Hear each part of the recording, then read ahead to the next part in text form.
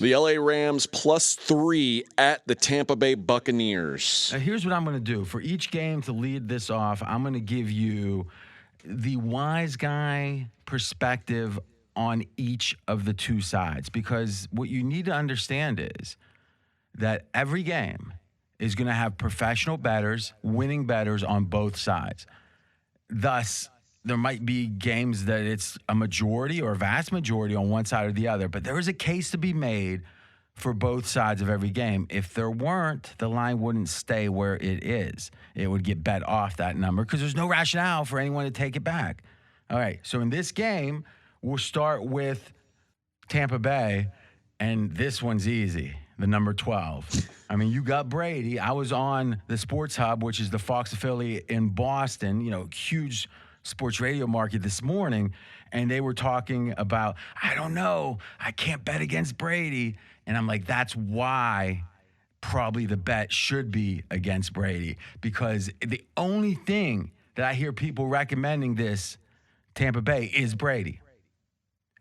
Have you heard any real great argument for Tampa Bay other than, well, it's Tom Brady? No, and there's a lot of people who are saying this Tampa Bay roster, well, it looks like now compared to the Super Bowl roster from a year ago. At the beginning of the year, we thought it was going to basically be the same, but the roster as it stands going into this game is nowhere close to a Super Bowl caliber roster. The only reason people think it might be is because of Tom Brady. I'm not sure about a Super Bowl caliber, but I think it's certainly a lesser roster than last year.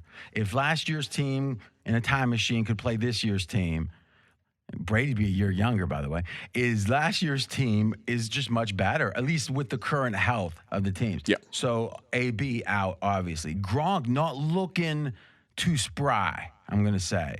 It looks like age is affecting him more than Brady. Obviously, Godwin out. Major. Fournette, compromised, expected to play, I think, but listen, he's an older back at this point. When you're banged up late in the year, problematic. Defensively, not near as good as last year, or as healthy. And obviously the offensive line, which may be the biggest factor in this one. Tristan Wirfs, a guy that you probably don't think of as a really key guy, maybe the most important decision in this game, if the Bucs are going to have a chance or not. Except I'm not even sure that the decision matters, because how much better is he at 80%, at 70%? There's a point where someone can't play. And the better the player is, the lower that point goes. Meaning if you're a DN and you just beat out the guy behind you, you're banged up at all, they're going to put the other guy in, right? Because why not? Effectively, the backup's better. Right. But when you have an elite lineman, he can be at what? I don't know, 75%, probably still better than the backup, but still he will be at 70 and thus be able to play.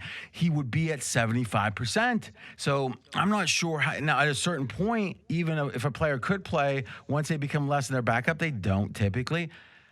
It feels like that this is such a decision. This is such a borderline decision. How much better could he be than the backup? That's a question. Hobbled as he is. Yeah, and it's hard to say because the backup's been hobbled as well with a quad injury for the last couple of weeks. His name slips in my mind, but I know that he missed last week and was questionable for practice. It's Josh Wells. Thank you. I mean, I don't want to make a big deal about. We've now switched roles completely. So you're going to start winning? I guess so. All right, that's going to be interesting. Now you've done well on your props. You have any props sprinkled in? I'll sprinkle some props. All right, so I'm going to quickly do the other side, and this is my official pick in this game, and it is going to be the Rams. Now, you know something? I'm actually going to change this. What do you got? I've got the Rams. I'm not doing that then. So the Rams right now, by the way, this line is between 2.5 and 3. So what we're going to do is, I'm giving AJ a break here, by the way. We're going to assume AJ has half his bet at +3 and half his bet at +2.5. Deal? I'll take my bet at +2.5. All the better. Yeah. That not the sharpest move, kids out there. By the way, if someone, I just want to be fair. Is all I'm saying. I'm trying to help you. Okay. I just want you've already renounced. Okay. Kids, if you get a chance to get a better number, get the better. If someone says, "Hey, I'll give you 4 pieces of gum for that Roberto Clemente rookie card," take the 4. Don't say give me just 3. All I'm trying to do is for the audience, give them the fairest representation of what I'm That's, seeing. I mean, but they understand you need help. But anyway, it's 2.5. That's fine. What I'm going to go with is probably my total best bet, and it's on the under. And here's why. And the under right now is 48.5 at some spots, but we'll give it a 48. Here's my rationale. Brady, and we talked about this yesterday. In fact, I gave this game yesterday. This total. Brady doesn't want to make the mistake that loses the game. And you know who else doesn't? McVay. McVay has played very conservatively in big, big games. And plus, and think about the Super Bowl against Belichick.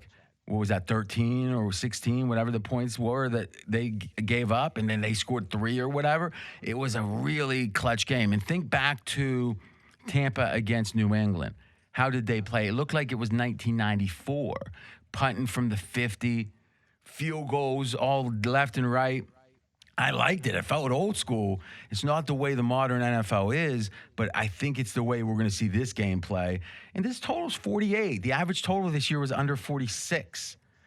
I don't see how they're good defenses, they're good offenses. I don't see this as an offensive shootout. What do you like in the total? I liked the under as well, based on, and you really kind of broke it down yesterday that Sean McVay, when he's been in the biggest games, he's played tight. And I think you could see Matt Stafford play tight as well. You mentioned Tom Brady not wanting to make a mistake. You know right now. Not wanting to make a mistake for, I think, 2 reasons. One, that's how you win. But also, in the back of his mind, he's never they won back-to-back his third and fourth year. That's the last time Brady's won back-to-back.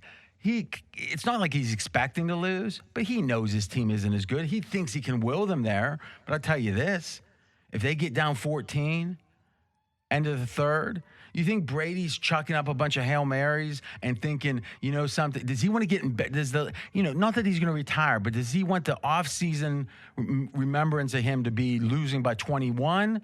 Or, you know what? Not that he doesn't want to win, but I don't think it's like no matter what, I'm going to, damn the torpedoes, because one, you take a lot of hits. The thing is, once another team knows that you're going to pass, they're going to be teeing off on Brady. You really want Darnold in there, like crumbling him? No. I think in general, they're going to, I'm not saying if it's a competitive game, he's not going to play hard, but I'm saying if the game becomes like a 5% chance, I think Brady gets a little conservative. And you know what? I'm not sure that's wrong for him, but what I know for sure is it's going to lend itself to the under, because the way a game like this can go over is a lot of scoring late. I think there's a chance we don't even see that.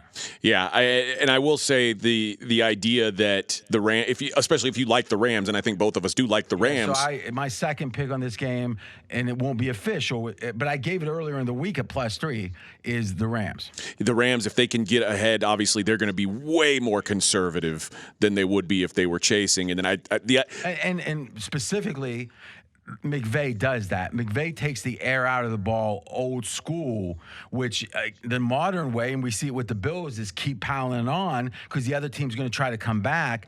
But McVay, just against San Francisco in Week 18, was the first time in his Rams tenure, in that entire time, that they lost a game that they led at halftime. So whatever McVay's doing, he's doing a good job taking the air out of the ball, but the scoring in the second half in games they're leading, and we'll check that during the break, is this year specifically, what was the scoring in the second half, the games they were leading at halftime, because it has been generally low. Yeah, and the fact that they got Cam Akers back means that they're less of a one-dimensional offense. They probably feel like they can run, even though we've talked about in close game scenarios, the Bucs are a lot more difficult to run on than their overall statistics would lead you to believe. So let's talk about that. A lot of the narrative right now in this game, and the Bucs specifically, and we heard this a lot in the Eagles week last week, was, last year they were great, the Tampa Bay Bucs, against the run. This year they're good, but not great. Now, have they dropped off at all? I don't know, maybe a smidge, but at most it's a smidge, and here's why. And Arians talked about this, the coach of Tampa Bay, after a game maybe a month ago. He said, listen, take a look at the first 3 quarters. He didn't say this specifically, but it was like when we are up big, we start to lighten the box, and we don't mind them running. We don't want them to run well, but if they pick up 4.5 yards a carry, we don't mind because that's less efficient when you're behind than throwing the ball. But that 4.5 yards a carry might help you win the game, but it doesn't help your rushing stats when you're one of the best defenses against the run. They could keep all fanatical about the run, and then they would be weaker against the pass. So if this to me is very sharp.